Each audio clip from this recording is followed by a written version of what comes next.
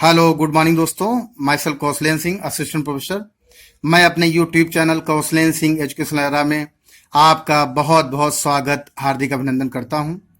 आज खासकर BEd, B.El.Ed और डीएलएड में जो बुक रिव्यू का पोर्शन होता है, प्रैक्टिकल का पोर्शन, आज हम उसके बारे में बात करेंगे। खासकर बुक रिव्यू आपको अपने मेथड्स के अनुसार या जिस सब्जेक्ट का आपको बुक रिव्यू करना है उसका करना होता है, लेकिन उससे पहले सैद्धांतिक पक्ष अर्थात थ्योरेटिकल जो एस्पेक्ट है उसको जानने की जरूरत है। आखिर बुक रिव्यू में हमें क्या क्या करना है।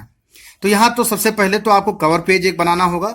चाहे तो इस प्रकार से डेकोरेट कर सकते हैं या सिर्फ आप जिस प्रकार से आपके विद्यालय में बताया जाए कि सबसे पहले कॉलेज का नाम सबसे ऊपर, वहां पर दूसरा उसके नीचे आपका जो है कोर्स का नाम रहेगा, सेमेस्टर किस सेमेस्टर का है, उसके बाद सबमिटेड टू और सबमिटेड बाय ये लिखा जाएगा। चाहे तो इस प्रकार से कर सकते हैं, अन्यथा आप जिस प्रकार से दिया है इस प्रकार से पुस्तक समीक्षा को लिख सकते हैं। सबसे पहले हम इंडेक्स बनाएंगे कि आखिर जिस बुक रिव्यू हमें जो बुक रिव्यू करना है, तो बुक रिव्यू का कुछ हमारा सबसे पहले थ्योरेटिकल एस्पेक्ट होता है, सैद्धांतिक पक्ष होता है। यहाँ पर जैसे पाठ्य पुस्तक समीक्षा, जो पुस्तक है उसकी समीक्षा उस किस पेज पर है।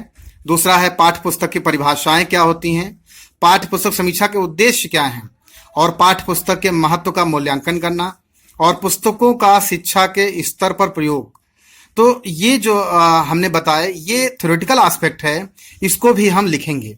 उसके बाद जिस भी बुक का, जिस भी विषय का पुस्तक का आपको रिव्यू करना हो, उसको हम, वो प्रैक्टिकल एस्पेक्ट में आ जाएगा, उसको हम बाद में आपको बताएंगे। अभी हम सिर्फ और सिर्फ थ्योरेटिकल एस्पेक्ट की बात यहाँ पर करेंगे। तो सबसे पहले अब हम सैद्धांतिक पक्ष की बात करेंगे, अर्थात थ्योरेटिकल एस्पेक्ट। अब यहां पर पाठ्य पुस्तक समीक्षा अर्थात सैद्धांतिक पक्ष। तो यहां पर जैसा आप देख रहे हैं, बीएड, बीएलएड या डीएलएड पाठ्यक्रम की नवीन व्यवस्था के अनुसार अनिवार्य प्रश्न पत्र के अंतर्गत एक प्रकार से व्यवहारिक यथार्थ परक ज्ञान को विकसित करने का प्रयास किया गया है, जिसे अंग्रेजी के प्रैक्टिकल शब्द से उच्चारित किया जाता है। आधुनिक युग में विज्ञान का युग है तथा पुस्तकें ज्ञान विज्ञान की बातों के लिए सबसे सस्ते व अच्छे साधन हैं। पुस्तकें विद्यार्थी के लिए पथ प्रदर्शक का कार्य करती हैं। ये पुस्तकें ही विद्यालय के बाहर अध्यापकों की भूमिका की पुष्टि करती हैं। पुस्तकें अपने ज्ञान से समाज की समस्याओं के प्रति चिंता मुक्त करती हैं। अब देखिए यहाँ पर हम कुछ आपको डिफिनेशंस भी बताएंगे, जो अलग अलग यहाँ पर जो साइकोलॉजिस्ट हैं उन्होंने डिफिनेशन दी। HR डगलस हैं, उन्होंने पुस्तक के बारे में क्या बताया है कि अध्यापकों के बहुत से अंतिम विश्लेषण के आधार पर पाठ्य पुस्तक को वे क्या और किस प्रकार पढ़ाएंगे की आधारशिला बताया है। उसके बाद हैरो लीकर के अनुसार पाठ्य पुस्तक ज्ञान, आदतों, भावनाओं, क्रियाओं तथा प्रवृत्तियों का संपूर्ण योग है। ये हैरो लीकर ने बताया है। क्रॉनबैक के अनुसार भी पाठ्य पुस्तक की एक डेफिनेशन दी गई है, जिसमें कहा गया पाठ्य पुस्तक विद्यालय या कक्षाओं, छात्र व शिक्षकों के लिए विशेष रूप से तैयार किए जाते हैं, जो कि किसी एकांकी विषय या संबंधित विषयों के अध्ययन का क्रम का प्रस्तुतिकरण करते हैं। उसके बाद पाठ्य पुस्तक समीक्षा के आखिर उद्देश्य क्या हैं, ये भी हमें जानने की जरूरत है कि पुस्तक के विचारों का सरलतम एवं क्रमिक उपस्थिति होना चाहिए।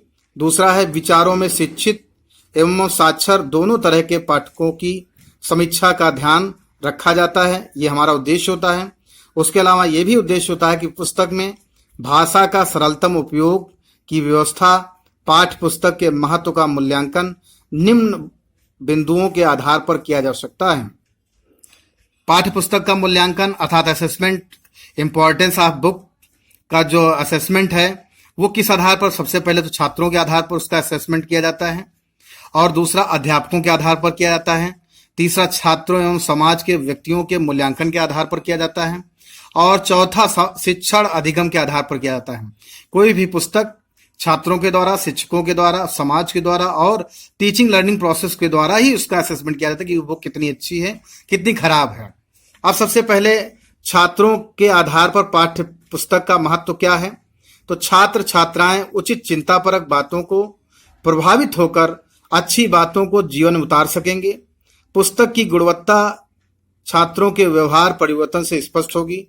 छात्र पुस्तक के अनुसार अपने कार्य को करते हुए समाज में खुद को व्यवस्थित कर सकेंगे। अध्यापकों के आधार पर पुस्तकों का महत्व।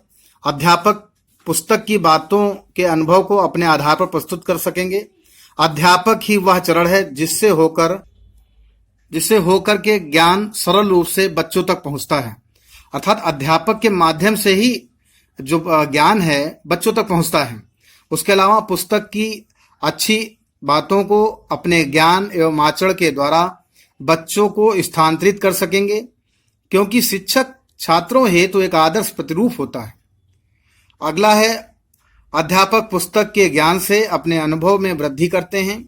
वे अपने ज्ञान एवं कुशलता द्वारा समाज में उसे अपनाकर नए रूप में प्रस्तुत करते हैं।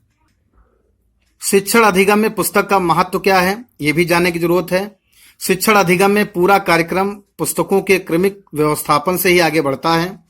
पुस्तकें छात्रों में क्रमिक रूप से नैतिकता एवं सामाजिकता की बात सिखाती हैं।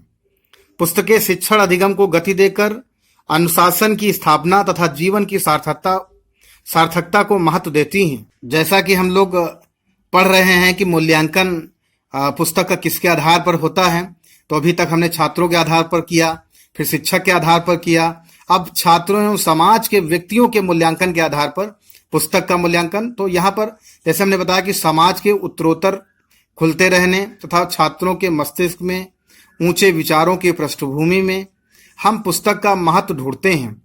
समाज की व्यवस्था के अनुसार पुस्तकों की मांग बढ़ती है। आज प्रजातांत्रिक सरकारों की मांग एवं स्वतंत्र चिंतनपरक पुस्तकों की मांग बढ़ती जा रही है। पुस्तकों का शिक्षा के स्तर पर प्रयोग होता है। प्राथमिक स्तर पर पुस्तकों का प्रयोग होता है, माध्यमिक स्तर पर और उच्च स्तर पर भी पुस्तकों का प्रयोग होता है। अब हम प्राथमिक स्तर की बात करें तो शिक्षा के प्राथमिक स्तर पर लेखकों का व्यक्तिगत परिचय ही बच्चों से कराना चाहिए, क्योंकि इस स्तर पर बच्चे भाषा एवं व्यक्ति परिचय तक पुस्तकों की समझ रख पाते हैं। अब आता है यहाँ पर अगला बिंदु जो है माध्यमिक स्तर पर। तो माध्यमिक स्तर पर बच्चों की अवस्था थोड़ी बड़ी हो जाती है। वे अनुभव एवं ज्ञान के आधार पर पुस्तकें पढ़ने लगते हैं। इस क्रम में छात्रों को व्यक्ति परिचय के साथ साथ उनकी प्रमुख रचनाओं तथा उस रचना का मूल उद्देश्य बताने का प्रयास करना चाहिए। उच्च स्तर पर भी पुस्तकों को पढ़ने की आदत बच्चों को उच्च स्तर पर डालनी चाहिए, क्योंकि इस स्तर पर उनका ज्ञान एवं अनुभव विचारों को समझ सकता है। वे समाज तथा पुस्तकीय घटनाओं एवं बातों की तुलना कर पाते हैं।